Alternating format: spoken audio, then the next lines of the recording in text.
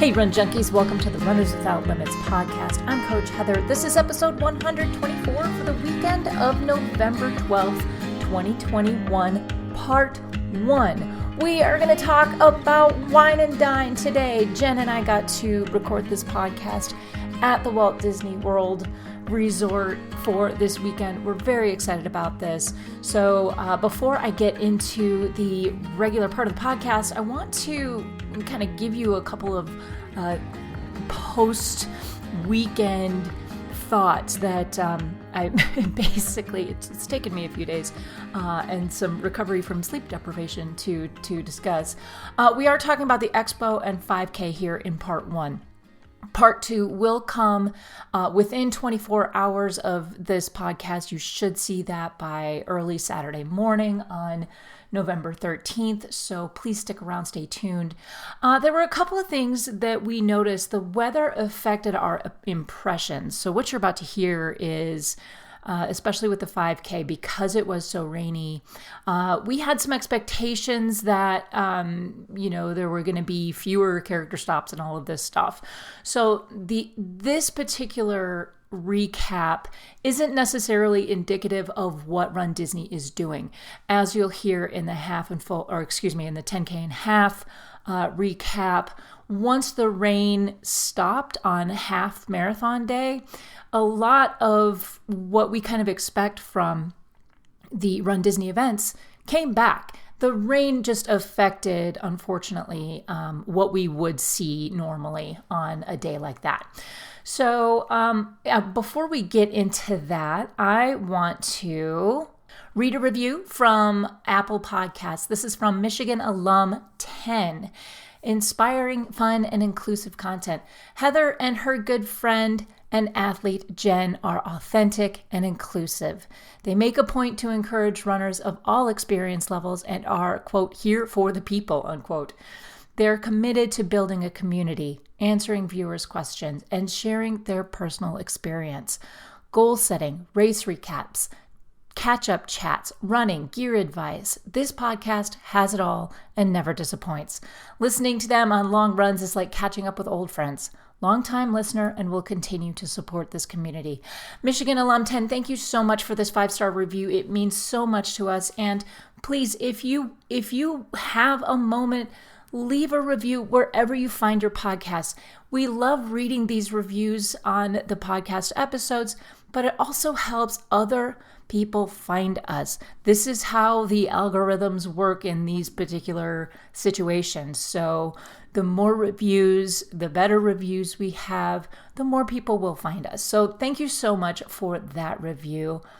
There will be so much more to come as far as this Wine and Dine race recap is concerned.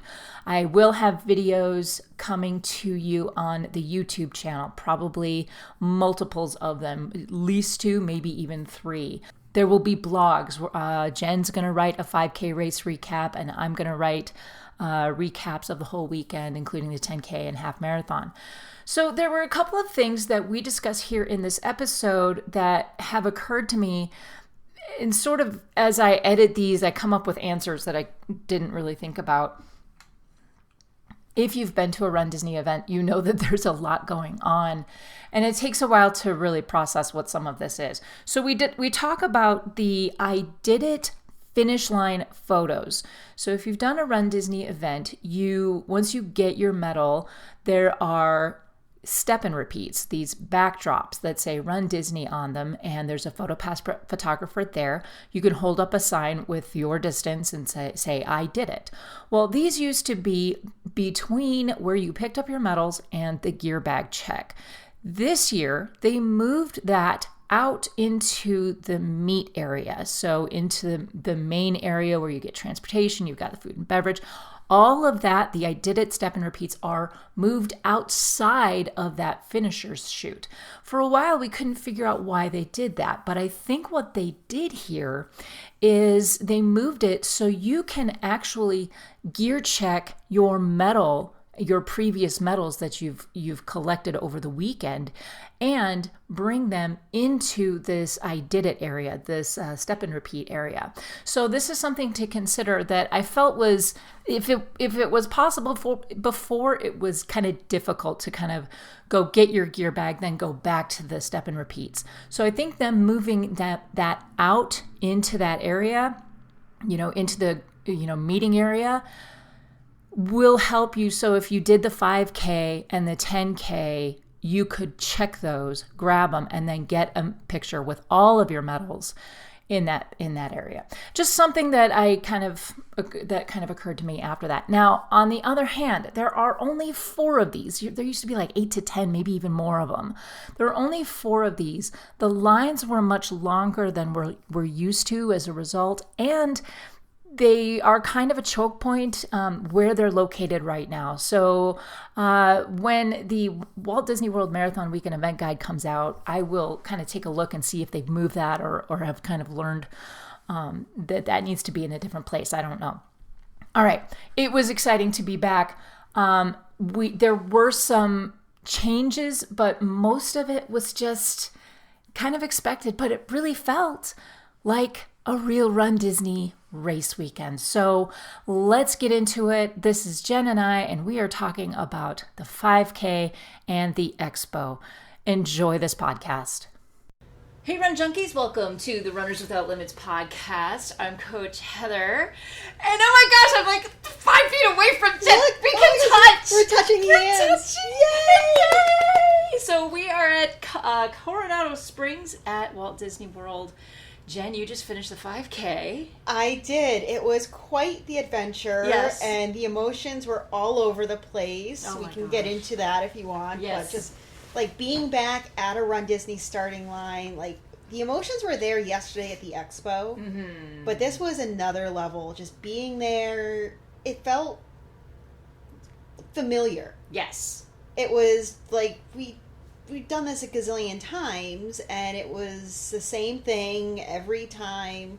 You get off the bus, you go through security, there's the stage, it was just like, it was all there. There was everything. Yeah.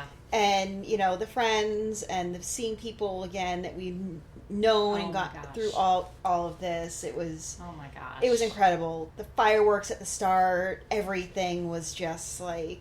Now, wait a minute, because you're getting ahead of me. No, I'm just like, I'm talking about just all the emotions and like everything about that overall. And it's so funny because it is Friday morning, and I arrived yesterday, midday. Jen, you were here the night before. So we kind of want to talk a little bit as we're sort of processing through the weekend. We want to talk through kind of how this weekend has gone so far, what the expo was like, what small changes that we've seen. Yep. Based on, there are a couple of things that have required the changes. One is obviously the COVID and all of that, but then there are other changes that management has made that are, we can decide whether or not they're good or bad. But for the most part, it has felt very familiar. So we came in and we went to the expo yesterday. We did. We did not rope drop that because I wanted to go with you, Mm-hmm. and I was like, yeah, I'm good not waiting in that line. Yeah. Villains isn't my favorite theme, so I wasn't itching to get any particular merchandise and didn't, I was like, all right, we'll let the crowds die down a little bit, and I will get to see you. Yeah. Like, that's what matters. Right, exactly. And we'll get to experience it together. Exactly. And I think, pulling into Coronado, we dropped our stuff and went. Yes. So, again, it all feels very familiar. It was, now that we're kind of back, other than wearing a mask on the bus, wearing a mask inside, there's not a whole lot that was different. No. As we were walking into the arena, there is sort of a surreal feeling to all of this, though. From us, the runners, as well as all the staff, the volunteers, they are feeling the same emotions in a different way than we are. And I think it's just felt, and the comments, the way that people are going about this weekend, I think it's filling everyone's cup around, like, not just us. Oh, yeah. Everyone else wants this too. Yeah, I think the cast members, it was interesting going into, and just as I'm wandering around the expo, the 3 expo buildings, seeing the staff that works there at ESPN Wide World of Sports in the red shirts, and not having the wherewithal or the brain power to stand and talk to them, I could tell that there was a welcoming feeling to all of this, that we're bringing things back, and that this is one of the signature events that the Walt Disney World Resort puts on every year. So I think it's nice to have this back. So we hit the arena first for merchandise. Yes. And I had received some photos from friends beforehand that got in a little bit early through Club Run Disney, and not as expansive in terms of what we saw. That could be due to limited field size, supply chain, just trying to be careful in terms of over ordering, for example. Who knows? But we went in there, merchandise, heavily villains themed with some Run Disney generic stuff as well, but it was the same process as it's always been. Yeah, and I did pre-order some stuff. I kind of hedged my bets on that, and I ordered some pins. I didn't go in needing a lot. Same. Unless they had a lot of really good Emperor's New Groove stuff. Yeah. Yzma and Kronk. And they didn't. They had just as much of that as there was a lot of Nightmare Before Christmas stuff. A lot, which it's not my jam normally. Right. But I also appreciate weekends like this that cater to different people, different themes. Like, we know I'm not a Star Wars person, but I actually really like that they would have that, because I know, like, those people feel included that way. Right. So people who really love the villains, it may not be a princess person. Exactly. This can be their jam, and they can feel included in part of it. So I like that, even though it's not my thing. Great. And they had some cool stuff. They did. Like, I really was on the fence about a couple of things, but I also don't need another Spirit jersey. Well, I'm thinking, like, I brought a couple of jackets, but, like, am I going to need a Spirit jersey this trip that I didn't bring? Because it's getting a little chilly. Uh-huh. The one that I'm still kind of on the fence on is the Nightmare one. I just like the design of that. Anyway. Yeah. But I didn't go in with a lot. Like I said, I pre-ordered the merchandise. I had the pins that I wanted. But then I bought 2 finisher shirts and an ornament, and that was it. Now, we did something a little different that they're beta testing right now. And it was a mobile checkout. This is the first time it's been at a Run Disney Expo. They've been doing this in the parks for a little while. Right. Which was great, easy. Our discounts applied in the cart automatically because it's in your My Disney experience. It's huge. So instead of waiting in super long lines, like, these are things that I think help through the learning process to expedite everything. And so you can spend hours at these expos. Oh my gosh. And as it stood, like, they were controlling entry. Like, there was a line to get in. Yep. They were controlling the number of people they were letting in and out, and that definitely helps. Even when we got there probably around 1:30, 2 o'clock, something like that, and it opened to the general public at 10, so they were still controlling it at that point. Yeah. So they did have, a queue to get in. We didn't have to wait long. No. But it still felt busy and crowded and congested and uncomfortable, and it's hard to I always go into these expos with the intention of getting a lot of video. Like, our friend Gerald really gets a lot of static B-roll shots, and he's really good at it. I'm too aware of what's going on around me to stand and be in somebody's way, and that's not to say that that's what Gerald does. It's just I feel that I am in the way when I'm doing that. So I kind of give up on it. It's also a lot to process. It is. And think about. It can be very overwhelming. Like, what am I doing now? What am I doing next? It's just a lot. Yeah. So they did a couple things differently with the pre-purchase, and I don't know if this is directly related to what you experienced in 2020 with your dopey pins. Could be.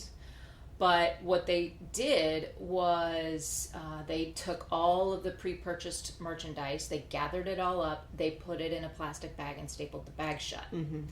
So when you walk out, there is some control over, what has been pre-purchased and what isn't. So I don't know if that is part of the mobile checkout process, to kind of keep it separate or what. It was kind of a strange thing. And I did actually, when I went up and she started putting it in a plastic bag, I'm like, oh, I don't need a plastic bag. She's like, we have to. And she said, I completely understand. I would rather not do plastic bags either, but we have to do it this way. Yeah. And so that was kind of a bummer, and I hope that they can jigger that process around a little bit so you still have the controls, but without all the wasted plastic. Yeah. But that's just my own personal visceral reaction to that kind of thing. We ran into a few people, and to the Kelsey from the Slacker Nation. Yes. Walked around with her for a bit, and it was fun to catch up with her. And then we found Kate. Well, you found a bunch of people. Yeah, I mean, Josh and Kate and Estrella, Craig, Emily. I'm gonna forget people's names. So many people. We had a few people come up to us. I had someone at the airport in Denver come up to me and say, watch your channel. So thank you if you came up to say hi. Thank you. I know a couple of you found Jen at the 5K, so thank you please do that. Yes. Now that this is out, of course, it's after Wine and Dine weekend, but we have Marathon weekend coming up, so please, we love it when you guys come up and say hello. So no matter what we're doing, please come up, say hi. So thank you guys so much for doing that. Bid process was just as simple as always. Oh, well, let's talk about the expo check-in thing. Yes. So neither one of us had issues with the virtual signing your waiver online, getting your start card. Right. Which I don't even know why they call it a start card. Right. Which rolls off the tongue so easily. Start card. And we're able to get them. I just screenshotted it in my phone and have it there, and I just showed it to them. They asked for my ID. Yeah. And that was it. It was just like having a physical waiver printed out. Mm-hmm. If you had challenges, they had places to go to figure it out. It was pretty slick from what I could tell. And even because there were some technical difficulties going in, like some people were, like it disappeared from their account and all of this stuff. And I don't think it comes as any surprise to either one of us that, yes, new system glitches. Yeah. Period. So I kind of let all of that slide when it happened, and I wasn't on top of it. Oh, hey, expo check-in passes are available. I'm like, okay, I'll get to it when I get to it. Yeah. So they worked out a lot of the kinks, and if they couldn't do it online or through email, you can take care of it at the expo. Yeah. So it sounds like there were some glitches, but nothing so catastrophic that it couldn't be dealt with. No. Bid pickup process was super easy. They take up the entire HP Fieldhouse to do that, so tons of space in there. Tons of space. Definitely different than the other two buildings. The expo floor, I walked in there and now I understand why these expos are so hard for me. The music was loud. It's fun, but the music was loud and the lights were really dark. I don't know if it's just a function of that building needs an upgrade in their lighting or if they just kept it dim, but it was hard to see. I found it hard to see and hard to think and hard to hear because the music is loud, the lights are so dim, or I'm just getting old. I wonder if the music's, I didn't notice any darkness to it. That's me. I wonder if the music was just kind of like playing with your headache kind of thing or something like that. But it was definitely loud in there. And I didn't feel like, not that I went in there wanting to shop, but I definitely couldn't get out of there fast enough. I was uncomfortable in there, and if I were a vendor trying to sell things, I want people to linger. I want people to be able to hear me. I want people to, I want to be able to have a conversation to make a sale, because that's where these people are making some money. It was kind of a pep rally vibe and feel to me. Yeah. It is really what I got out of it, is each area had its own feel and vibe to it. That one was, all right, you've got your bib, you're getting your shirt, here's all the vendors, like a pep rally, we're all coming together. Like, that was my interpretation as someone that was a cheerleader, that has been to many of those. Like, that was, I think, what they were trying to get across. Yeah. It definitely was. It was a lot for me, and I don't. Would love to hear from our listeners about what your experience was if you went to the expo and the expo floor. So, there was one other thing at the store, at the Run Disney merchandise store, outside the store. Where they normally have the character meet and greets. They had instead the distance statues, basically. So really big letters that you could stand next to, and they were really cute. And they were, they were photo opportunities. And this is kind of what I think we're seeing as a theme for this weekend: is they're photo opportunities, not character stops. Yeah. And we'll get to what happened during 5K, but I think that is kind of what we're going to see as a general rule, with some exceptions, for the foreseeable future. Probably not forever, of course, but for the foreseeable future, I think we're going to see more opportunities, a lot of photopass. Yes. But there wasn't photopass at this at these numbers, right? They didn't have photopass. It was a selfie stop, basically. Well, and I think that makes sense because it's inside. And with the new characters that they're bringing back here at Disney, they don't have the PhotoPass inside as well. So I think you're seeing consistency across Disney. Yeah, it's not just Run Disney. Yeah. That makes sense. So we got out of the expo. I was jangled and rattled as per usual. And it's always more than and I think this time it just felt more than I remembered. I mean, I remember being at some of these expos and in the Run Disney merchandise store and being like, I gotta get out of here. But this one, really, I really felt that. I felt it much worse at other expos. And I think, everything we've been through over the last 19, 20 months, whatever it is, probably makes your senses a lot more heightened. Which is something I think people need to be aware of, is that if right now things are challenging for you in that respect, this may be incredibly overwhelming. Yeah, absolutely. Of course. So let's move on. I mean, we both did Epcot after. I had dinner with the Slackers, and you walked around with Kate and Josh and Emily. Yes. And then we were not really in bed early. No, we were not in bed early at all. And I'm sorry. At all. It was a long day for me. But I still, once we got back, I had a really hard time winding down. Well, you've got the time and zone I have difference. the time difference. So I really kind of struggled with okay, I've got to bring it down, because of course you had to get up this morning. If it makes you feel like I did not hear you come back, I didn't hear anything. I was out. Okay. What's funny is that this morning I heard your alarm go off, and I knew you were kind of bustling around a little bit, and then I heard your costume. Shh, shh, shh, shh. And I'm like, oh yeah, she's fine. I just had this thought in my head as I'm kind of laying there, mostly asleep, and I'm like, Jen's got her costume on. I tried to wait as long as possible, and then I realized I had zero chapstick in the bathroom, and my lips were so dry after brushing my teeth. Right. So I had to come back and get mine, which is over near the bed, and then I'm like, I need to bring something with me. And then at that point, we have a friend whose luggage was lost, and I'm like checking to make sure that she's got stuff, and I don't need to. And I left my phone in here, so I wasn't distracted. Oh my gosh. While getting ready, so I'm making sure that, and I'm like, oh my gosh, okay. I'm like swish, swish, swish. So in case you missed it, I don't know how you. I don't know how you could have missed it. Jen had an inflatable pumpkin costume. Uh-huh. And oh my gosh, She looked absolutely adorable. Mm-hmm. The pictures on Instagram are absolutely epic.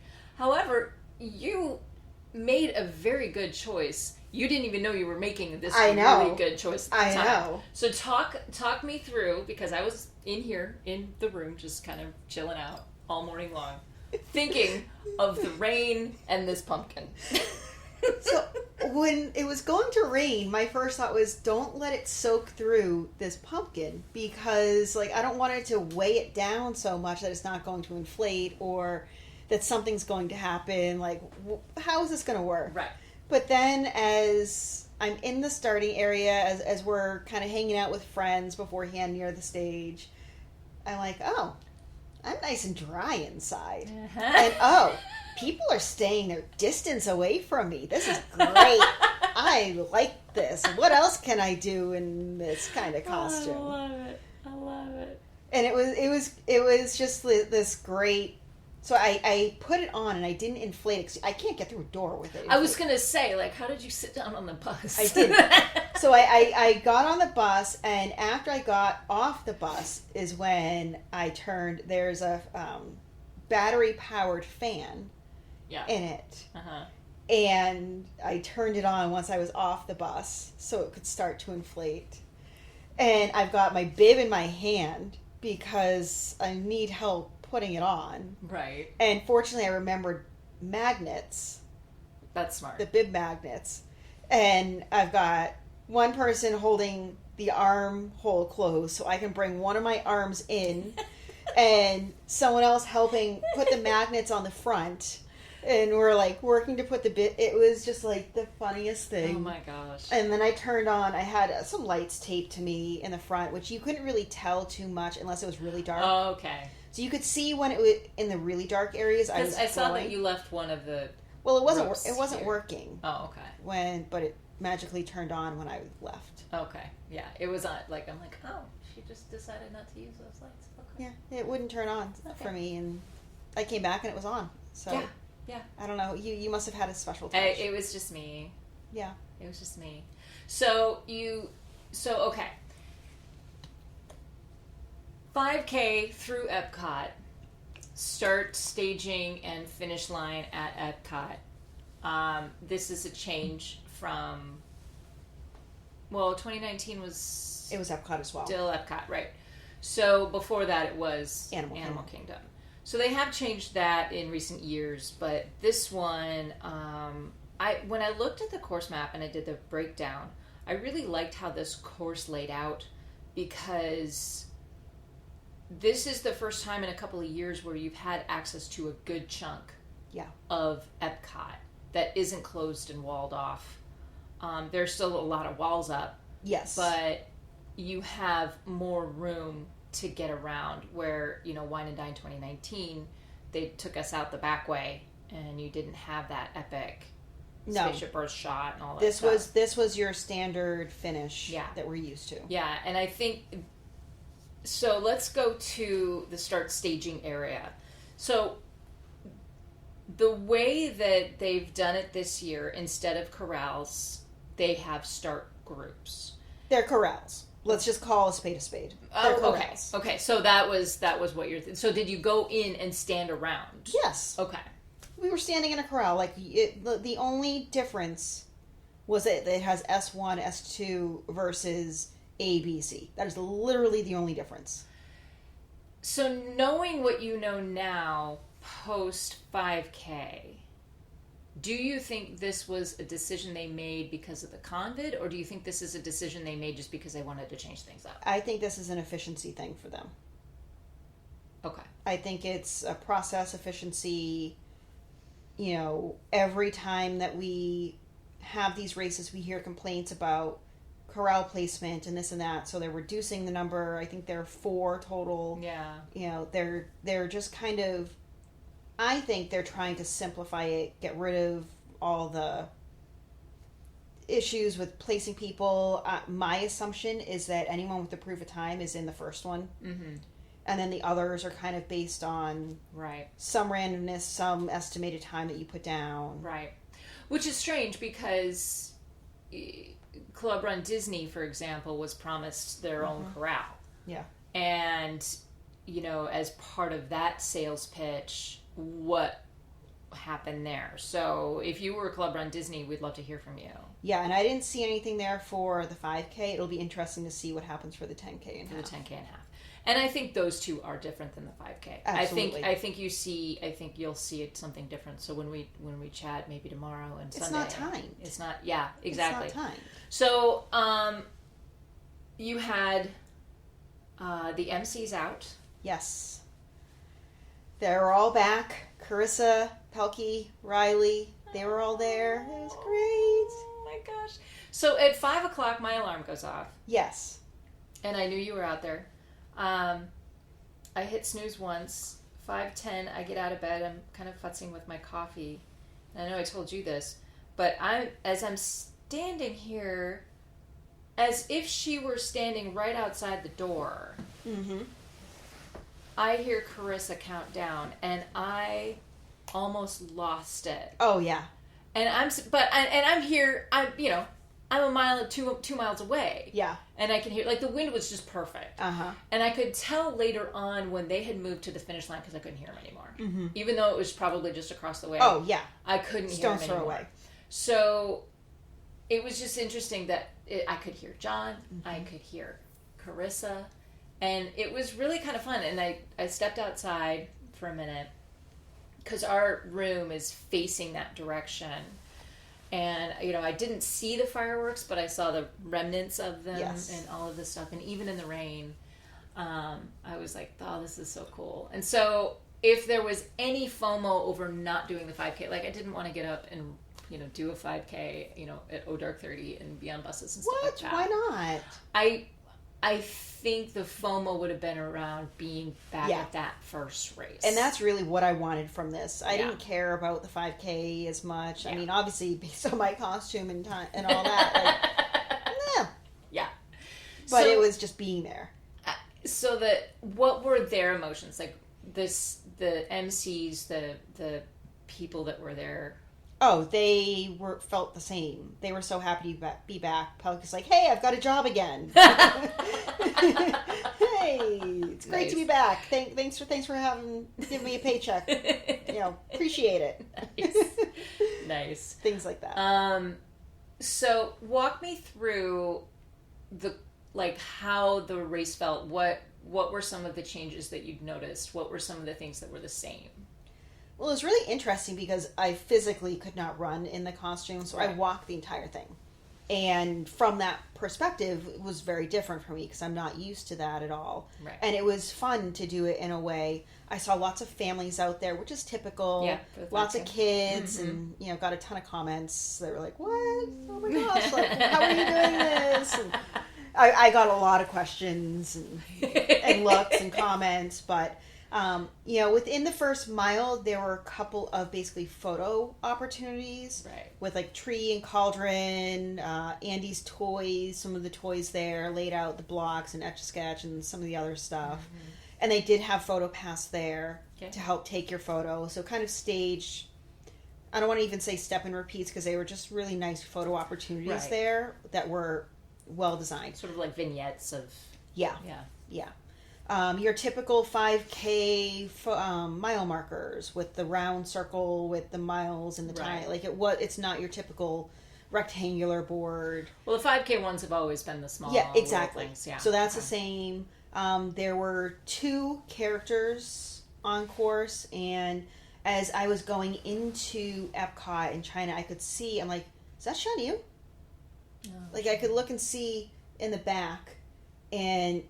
I'm like, I start walking over because someone else is, and no, we're going to bring him out. And they brought him right in the front of the pavilion and formed a line. And this is the villain from Mulan. From Mulan, yes.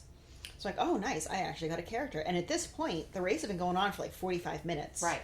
And this was, he was coming out for the first time right as I came out. So my timing was good. Interesting. And because there was no line. Right. There was no line, waiting for him to return. Interesting. So, that's an interesting kind of And I think it was all the rain. Yeah. And that makes sense. That's a big costume. It's a big, really costume, big costume, heavy. Yeah. You know, they want to protect it as well. Right. So going through, went back, out and around, did kind of two loops back behind Epcot, and coming back out. Actually, after the first loop out, we came behind Ratatouille before going out International Gateway. Right. And as you exit the France Pavilion, they had Frollo from Hunchback as well under the pavilion.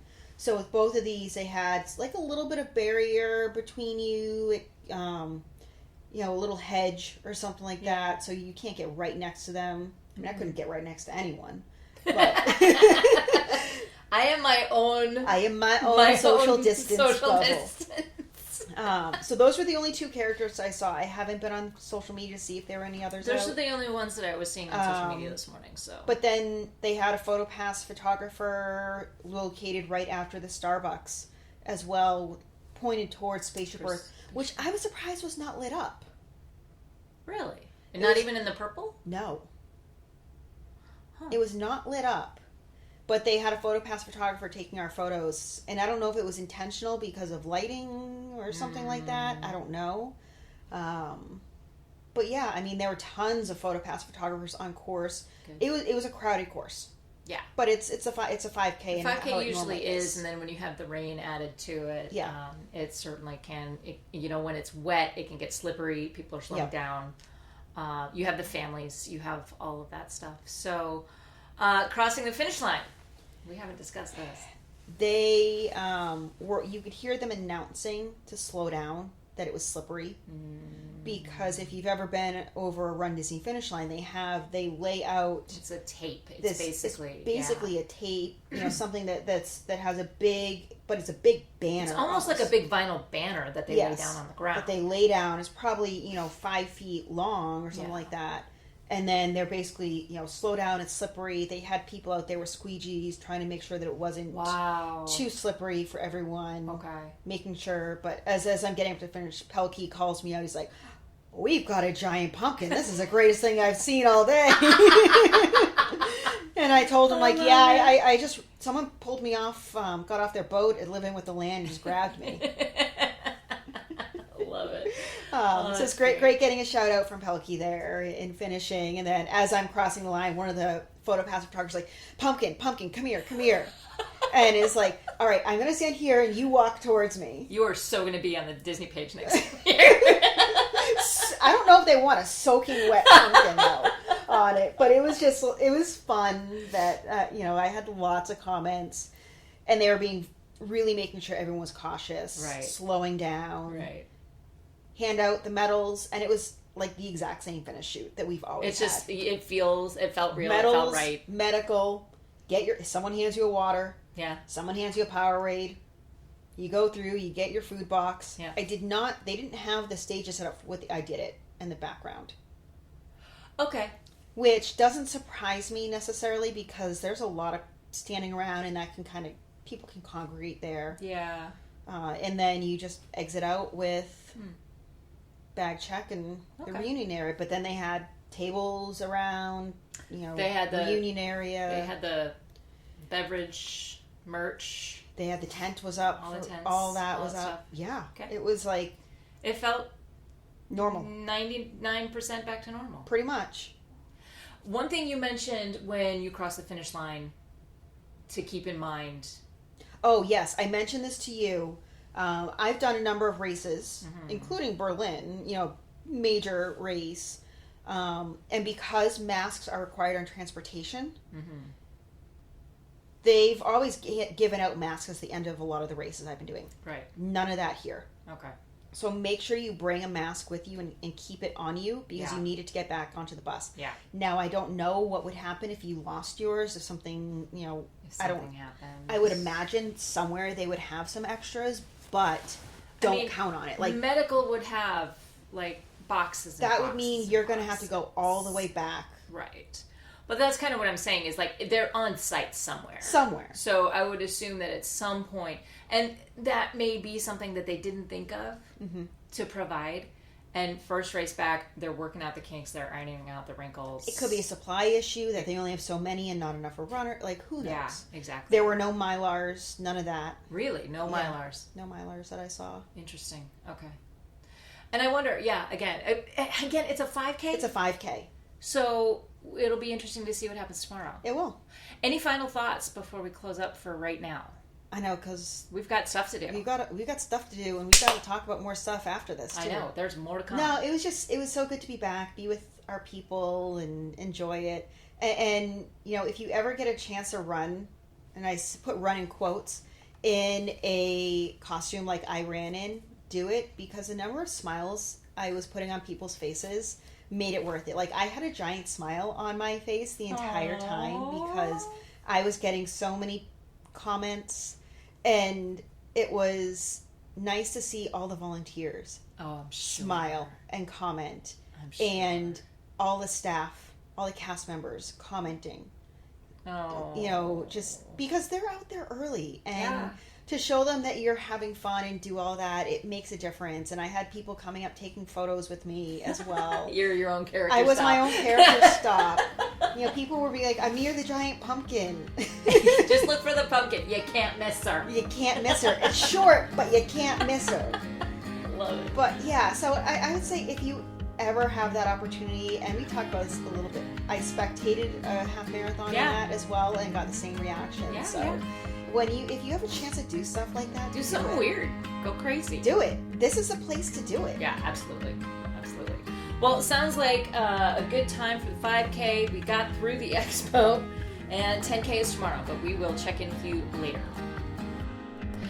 All right, guys, that is going to do it for part 1 of the 2021 Wine and Dine recap. There is much more to come very soon with the 10K and half marathon.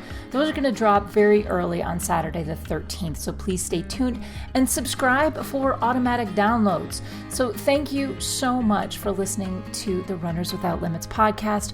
Join our Facebook group to continue the conversation, ask questions, and suggest future topics. Check out the Runners Without Limits website. You're going to see the blogs over there and the race recap blogs over there. Remember, you can support this podcast by joining us on Patreon and by leaving a review wherever you find your podcast. So until next time, remember, you have no limits. Happy running.